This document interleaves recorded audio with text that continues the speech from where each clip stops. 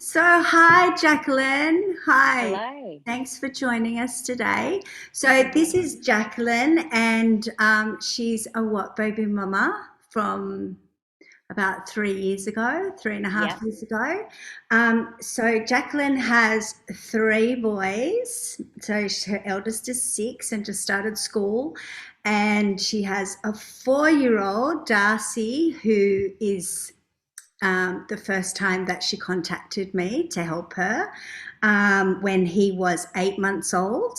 And now she has Sunny, who's 4 months old. And we've recently, well, not so recently, it was a couple of months ago, we did a Zoom together. So we thought it would be lovely to talk with Jacqueline today about the juggle with the three boys and her experience with What Baby. So thanks, Jackie. Um, so you first contacted me, and I came and did a home visit with Darcy when he was 8 months old. Yep. So tell us a little bit about what was happening with Darcy and what prompted you to contact me. So Darcy gave me very early wake ups. He was waking up at 4:30 a.m. Continuously each day. And my first son, Leo, was just textbook. So once I had a child that started waking up, I was like, oh, I don't know what to do. This probably happened from about the 4 month when they wake up a little bit more, 4 month sleep regression to 8 months. It just took me four Yeah, months to realize right. this needs to stop. And I really felt like I don't know what I'm doing. He'd wake up and I'd try and put him back to sleep, but I didn't know what I was doing. I was going in there completely blind. Yeah. And then I came across, I think your Instagram first is and the app. And yep, I got in contact with yourself. And after our home visit, I still have the messages in my phone where I like, how did you go each night? By night 3 or 4, he was 6:30 till 7, and Awesome. waking up happy, like just chatting, as opposed to his 4:30 crying waking up. And that's it since Yeah. that day. I've found a really common, if you're ready to make the change and we work together and you're really consistent, I often find it's 4 nights. Yeah. Four And it nights was, four. I think in those 4 nights, I only went in, sorry, 4 mornings, I'd say, because they were early mornings. I only went in on that first morning after you left twice. So like 2 10 minutes. Wonderful. And you just guided him and then he put himself back to sleep. Yep, definitely. Yeah, awesome. And did we change his routine at 8 months? I think. We did. He was just under 8 months, like 7 and a little bit. Yeah, And he was already on 2 naps a day, but we kept him on those 2 naps because yeah, within the next 2 weeks, he was going to be on that anyway. yeah. But we extended his cot time, which I hadn't been doing. When he woke up to me, but we done cot time where he was in there for 2 hours off the top of my head. Yeah. And I think on day 2 was the first time he ever went back to sleep On day in two. Wow, in that's cot awesome. time, because normally I just, Awesome. you're up, you're done. Yeah, But you're no, he done. went back to sleep for Exactly. Yeah. his cot times. Did you find, because I often find that mums, particularly with these older babies, we're in such a habit for all these months when our babies are little, it's our job to put them to sleep. So Yeah, we're in this habit as well, as it's their sleep time. I've got to get them to sleep. I've got to keep them asleep. My job is done when they have a sleep and they're quiet and their eyes are closed. And yes, it's all about that obsession with their yeah, sleep and how much they sleep. yeah, Whereas with older babies, it's really about the rest and about them knowing that this is our rest time, that yes. they're not in that habit of needing you to come in or thinking they need you to come in, and that action reaction thing, which is just a habit, right?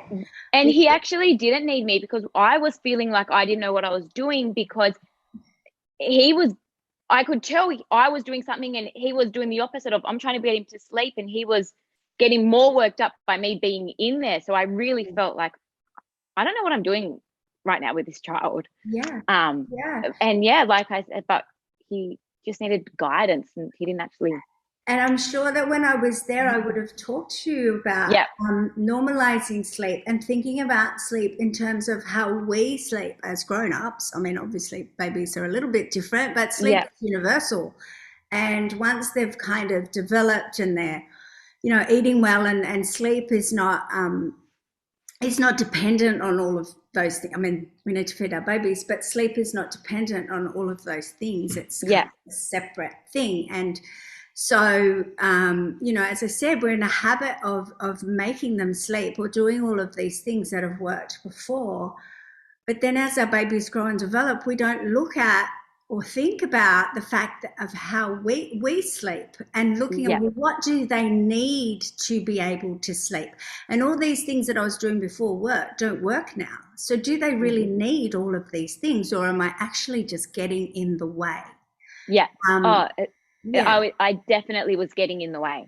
yeah. I definitely was. I could see that, and I could feel that from him as well. I just didn't Yeah, know what he absolutely. needed. I always use the analogy because normally when I'm working with babies, they're at that really overtired kind of stage where their cortisol levels are high because they're not getting much rest Yeah. and they're overstimulated. And so I use the analogy of us when we travel or go overseas and we're jet lagged and we're super, super tired and we want to sleep, and we look at the hotel bed and we think, yay, I'm going to jump in there and I'm going to sleep really well.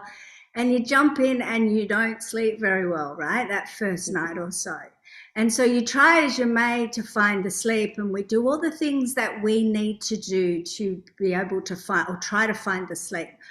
But, if the bellboy comes in and turns on the light, or comes in and brings us room service, or the TV goes on, or the curtains open, Yeah. we can't find that sleep. And we'll quickly just jump up and jump to attention. And so the same thing happens with our babies. And once you stop doing all of that, you responded well. Perfectly. Yeah. Yeah. Perfectly. Did you cry a lot when you No, first started? no, no. So I think I went in, like I said, twice. So that must mean he only had like 10 minutes. Other than that, it was a lot of more like how a baby would call out. It wasn't crying or anything. It was just more like, now I know that unwinding, how they unwind themselves to get to sleep. He wasn't really crying too much at all. And after the first morning, a lot less. It was just minutes. Great. Yeah. And did you find that, because before you were using feeding as a tool to go back to sleep? I didn't use feeding only because I knew he'd already done it on his own. He slept through from 6 weeks on his own till about 4 months. So I knew you're not hungry. Like, you're not hungry. But I'd like try a dummy, which got taken away at 3 months, and then I introduced it again. But he doesn't want the dummy because that's something new to him. So yeah. And that's the thing, is at that age, it doesn't matter whether it's feeding, rocking, patting, co-sleeping. It's all literally a piece of the jigsaw puzzle that's in their little pathways that you have familiarized them with, and that's their process to be able to sleep. And babies aren't born having, a brain that goes, well, maybe there's a better way, or maybe there's a different way. We show them what the way is, and that's all they know. Yeah. So once you started being consistent, it was really quick. So quick. Yeah. So quick. And I had, at the time, my eldest was 2.5, maybe almost 3. And so when Darcy would call out, I would run there because I'd think, don't wake my other one. Yes. My other one's in the deepest sleep. He never woke up once through this whole time of Darcy learning to go back to sleep. Not once. And before I came to see you and he wasn't sleeping so well, were you kind of reacting to when he would wake up, you would react and suddenly think, don't wake the other one? Instantly. I'd be at his beck and call, like, what do you need? Oh, I didn't know what he needed though. Yeah, absolutely. And so when Yeah. we show them and guide them with sleeping, they sleep better. It's well Yeah. that then that everybody sleeps. And I find that siblings, you know, it's our we the story, the narratives in our head, and we Yeah. think of all these things, and oh, we couldn't sleep if someone was crying in my room or whatever. But Yeah. siblings really, they don't. Once they're both sleeping well, they sleep well together. They keep each other Yeah. company even when they Yeah. are awake. And Yeah. it's up to you to guide them that no, it's not playtime or whatever, that it's sleep Yeah. time. Yeah. Yeah. Yeah, so it's all about the guidance. And then Sunny came along, And then Sunny came along, and which so yeah. So he's he was a good baby, and he still is a good baby. And then I reached out again because I didn't want to be back in that place of not knowing, or feeling like I didn't know, feeling overwhelmed by the kid, like just by mum life and yeah, what came next. But this time my eldest started primary school, so started kindergarten the week we brought Sunny home from the hospital. So right. instantly I knew I needed to be more on top of how I felt as a mother, Yeah. and that I knew what my kids needed, especially In Sunny. control, would you Yeah. a little Yeah. bit more proactive rather Yes, than definitely. reactive. Yeah. Yeah, yeah, yeah. I just kind of wanted to think ahead and know what was coming, Yeah. and yeah. Yeah. Absolutely. Um, and of course, you said that your eldest started school, so obviously it was a bit of a juggle. So when we spoke, Sunny was 8 weeks old. Yes, yes, yeah. He Eight was weeks. eight It weeks. was two He months ago. he was, I think he was just about 9 weeks, 8 or 9 weeks. And I'd started WOTBaby the app. I'd started the whole time, but I felt from like 6 weeks was when he woke up a little bit more to the world. Yeah. Before then, Yeah. I wasn't neat. I was feed, sleep, play. Like not much happened. Um, from 6 weeks, I realized I then had to really step up and guide him a little bit more. Yeah. And so I'd started doing that from 6 weeks, sorry, and I'd done that for 2 weeks prior to then speaking with you. And in those 2 weeks, I think I'd got rid of the dummy, which was not an issue at all.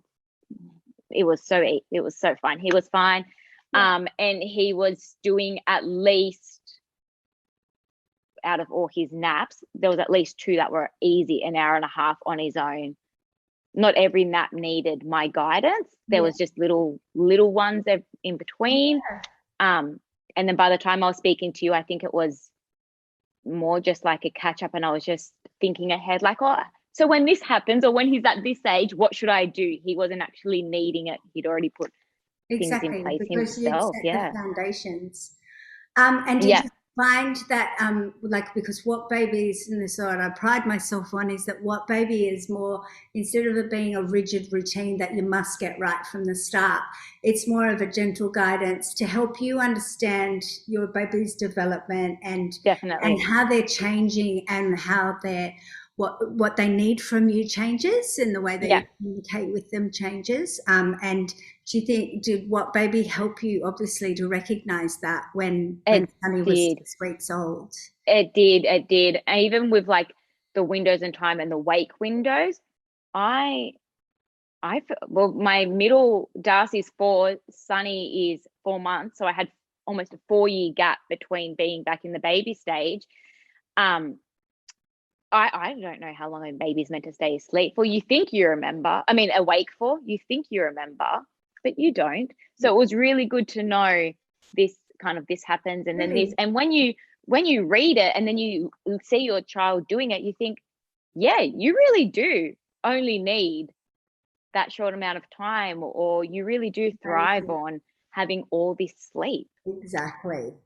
We really underestimate how much, and I'm not talking about the exact amount of sleep that they get, Yeah. because, once your baby is 6 weeks old plus, and you see them starting to catnap and all of those things, the sleep really is a process, and it's about the Yeah. time they spend going into bed, unwinding, finding the light sleep, then the deep sleep, then Yeah. the waking up between sleep cycles and resettling. So it's not really a huge, like a just a major block of sleep. It's a Yeah. process of sleep, and And it's I've noticed that a lot now yeah. at 4 months, because you've always said to me, we never had monitors when No, back in the day.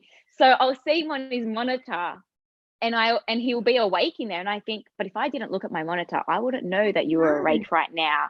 So I don't do anything, but Yeah. I've really noticed that it is a whole It's a like a journey. whole thing. It's Yep. a journey, and I find, and what I have found, doing this for 30 years, it's been a journey, and I have seen all the myriads of ways that, we're supposed to, look after our babies, and all these new Mm, products come in, to help you look after your baby and to make yeah. it perfect, and monitors being one of them.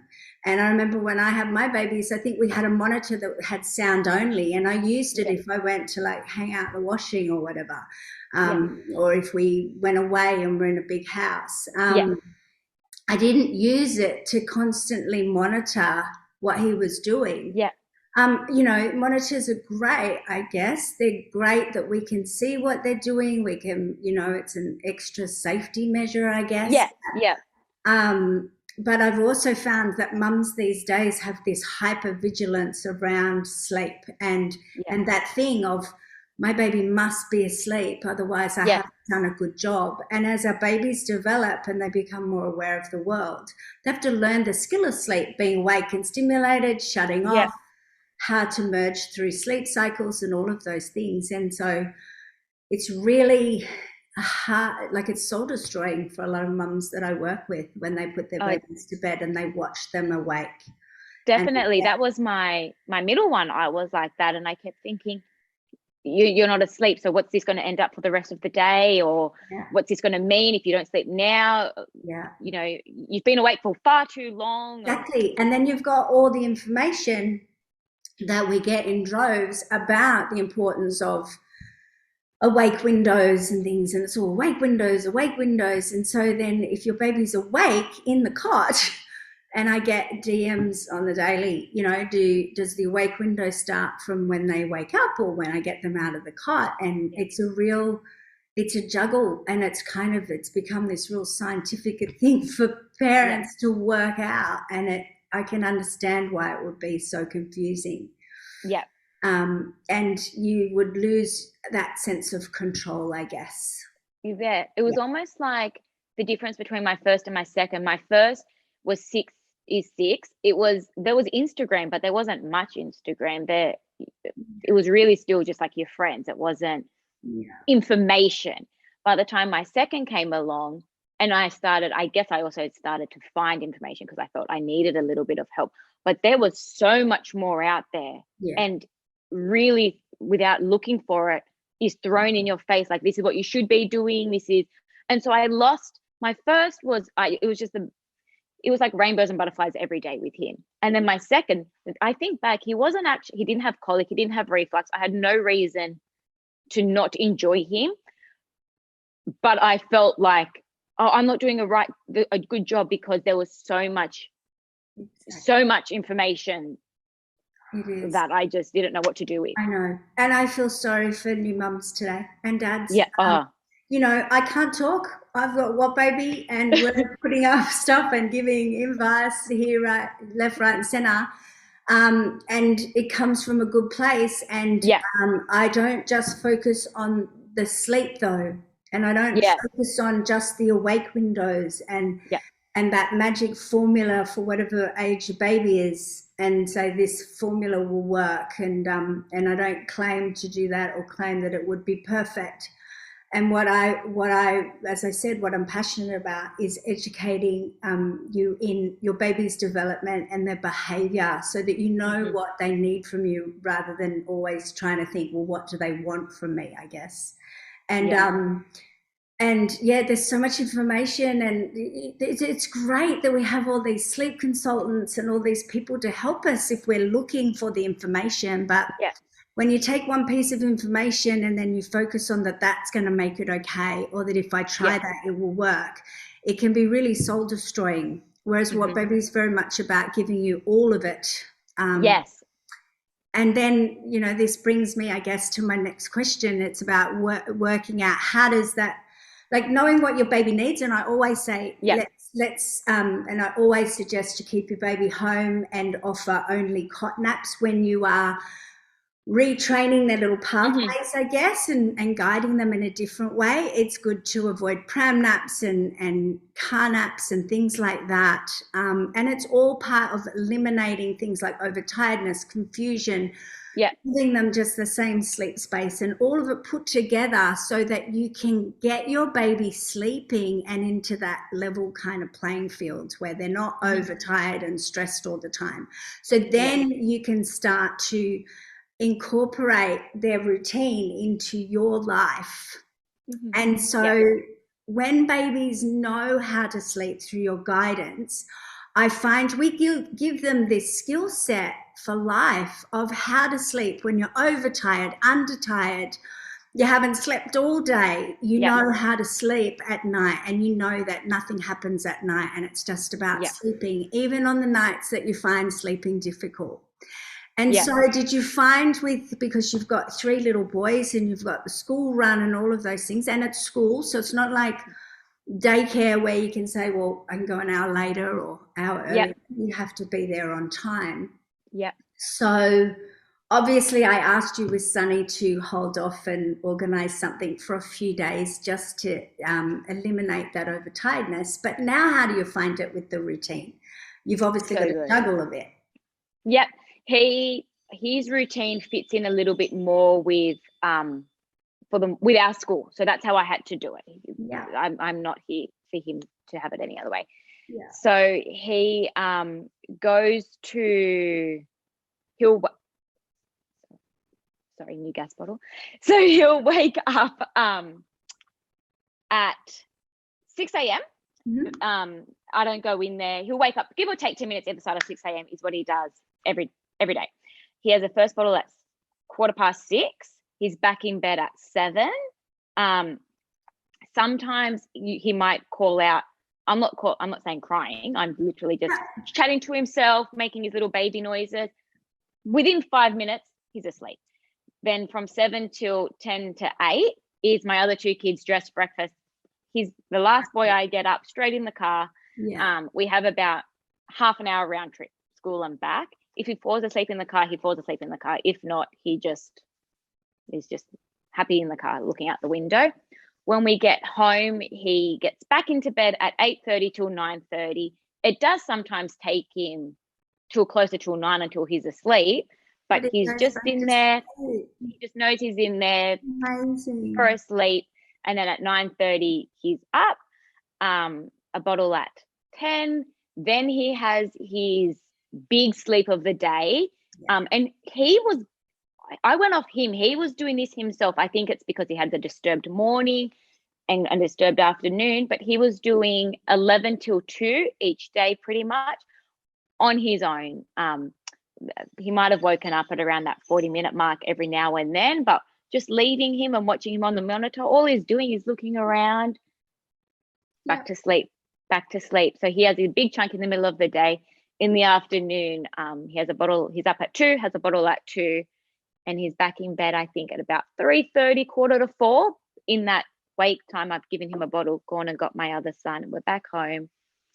He'll have his bottle. He'll go back to bed for just that 45-minute short nap. He's up at about 4:45, 4:30, 4:45. Bottle at just after 5 and in bed at 6, and then that's done. And he works in amongst my other kids as well. So he's the first one to go to bed. Then we all have dinner, homework, and that's what it's everything all else. about. It's about going, okay, because so many mums are like when they have multiple kids and the little baby, and they're like, how can I work this? The baby becomes more unsettled and the baby doesn't go to sleep till really late because mum's focused on everything else. And it's like, you need to put the baby away. The baby needs to go to bed. You don't want the baby amongst when he was younger, he could be around us. And then, you know, that 6 week to 8 weeks, my son drops a pen, he'll almost wake up. He needed to go to bed, into his little space. And I physically don't have enough hands to. That's right. And it's the older kids that need Everything us. It's the toddlers and the older kids that need us to read, to do the homework, to be present. to be present, And it's definitely. really hard when you're juggling with a little one. Yeah, And it can be hard as a mum because you have that mother guilt of, okay, I've got to keep the baby up because I've got to spend time with them, and yeah, they'll cry if I put them down, and I can't have that. And so, but then it makes the baby more unsettled because they're getting overstimulated and yeah, taking everybody's energy. To babies, really, at that young age, they need to be loved and yeah. fed and put to bed. And he wasn't really, he never really protested for me to put him to bed and me think, oh my, like, I'm heartbroken. Yeah, He, I remember once I was making a bottle. This is when he was still maybe about 6 weeks old. I was making a bottle. It was during the night. It must have been maybe a 2 a.m. feed. So this is prior to around 6 weeks. He was starting to drop his 2 a.m. feed on his own. And I was making a, I must have just taken 1 minute too long or 1 second too long, because by the time I started walking, I couldn't hear him. When I looked at them on the monitor, he was asleep. yeah, I just waited. yeah, I think he did end up waking again within 15 minutes, but going off just, I didn't mean to wait. yeah, I was on my way there, but it just showed me that yeah, he really was just yeah. learning the next kind of step as he got older. And I within think a they few weeks, call he it. dropped that on his own. I was listening to, I can't remember what it was the other day, about the special, it's the special way that French people do it in France, and it's called la pause, apparently. Yeah. And it's literally just that. It's That, pausing and waiting, because yeah, sleep is a journey. And yeah, if you don't get in the way and rush, it might be just them, waking up and then resettling back. And if we pause and we wait, yeah, then they learn to do all these things on their own, and we don't yeah. have to do what we call sleep training or change I anything. wouldn't say it's, I feel like even when I hear sleep training, like, oh, that's a scary thing, or like you think it's almost like, you train something that's like it's Yes, like a intense. It's, yeah, yeah, yes. yeah. No, not at all. Not at all. It's guidance. It It's really just is. And showing them clearly, this is awake time, this is yeah, feed time, this is what feed time looks like. yeah, This is what happens during feed time. This is yeah, playtime, and this is what happens. And yeah, this is downtime, and this is what happens. And being really clear with this. And it's really important to show them clearly what the beginning of those windows look like and what yeah, the end of those windows look like. And just being consistent, so Bub just always knows this means going down, this yeah, means getting up. And then they don't, unless of course they're sick or something, or they need, they yeah, don't need, they don't ask for it, because they yeah. don't And have it's anything really to ask for, because you're just doing it. and that's what my first had. He was like a what baby without, we was born a what baby, like without me realizing. He just did Yeah, everything textbook. And then and he was so I think content you and so did it. happy all the time. Yeah. You worked hard at it. You're not just born and like that. and he was so happy all the time because his needs were constantly met That's right. before he kind of knew what he needed. That's right. So they follow you. You don't follow Yeah. them, and that doesn't mean you have to be harsh, right? Oh, no, I really don't think I was. I don't look back and think that, like, I was never in tears. I was never in tears at one point. And I know that's different because some people they find it really hard. Um, like with the dummy, my second I got rid of it, I think the first time I got rid of it, I got up 2 or 3 times the night before to get rid of it. And someone might be happy getting up 2 or 3 times. I I No. was not happy getting up 2 or 3 times. And that's okay And to so the be next like morning we that. got rid of it. Yeah. Oh, definitely. Some people would rather, like, but If it's I knew not that he right, was sleeping through and then he was waking. So I knew that you were sleeping through, you can do it.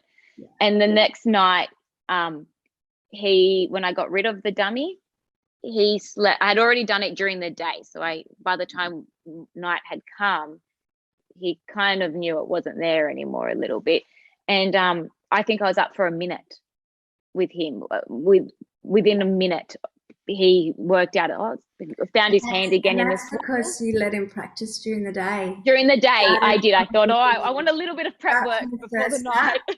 So when it's hard, that's when you let them do the practice, and it's harder for them to nap during the day Yep. than at night.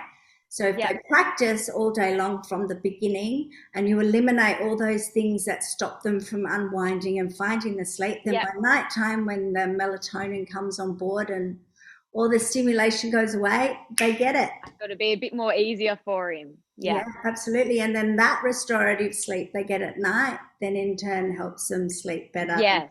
next day. Yeah. It's a process. Well, It you've really done really well with the juggling act. Thank you. Thank you. 3 boys under 6 is yeah, no mean feat. So I guess you could say that routine helps you to juggle. Definitely. The juggling act I found has actually been school, not the 3 kids. So Yeah, it's more getting to school. And the 3 kids being in a routine just makes it. Yeah. There's too so many much more. rules in life, right? 100%. And it can get 100%. harder as they get older too. You have Yes. different challenges. Well, I've always been told the bigger they get, the bigger The challenge. the problem. Oh, I can attest to that. Yes. With my The adult newborns are the sweet ones. Definitely. So then the WOTBaby Diaries. Yeah, we're very excited. We've just launched those. And I noticed that you purchased the 4 to 6 months. I did. I just recently purchased that one. Yes, only a few weeks ago. Yeah. So you've taken a look. Have you had time? I have. No, I have. Yes, because Sunny was my only one that had a dream feed. My others didn't. So I don't know when to drop a dream feed, what signs to look for a dream feed. So I just thought ahead, thinking I need to have a look at what's next. When do we drop this? What am I looking for? Yeah, because that was new to me. So I think it was in the nappy bag section of it. I went looking for it straight away. And I'm a visual person. I need to either like chat or watch something. Like reading a book, it's good, but I get a lot more out of seeing something. And that's exactly why we've done it. So it's very visual. It's got all the information that the book has in there, but with more explanation, I guess. Yeah. And then it has a lot more information as well as extra stuff that we haven't put in the book as yet. And it's all visual. So it shows you like things like pat and shush and how that your baby responds differently as they get older to the pat and shush, and it might stop working. So it explains all of that. And how to drop night feeds, and it's designed to prop you up, to give you the confidence to know what to expect, because as you know, with 3 boys, they change every 5 minutes and things go along really nicely, and then they change the way they communicate and they develop, and it's just nice to keep up with them, right? Definitely. Well, that's great. Thank you so much for today. Thank you. We appreciate it.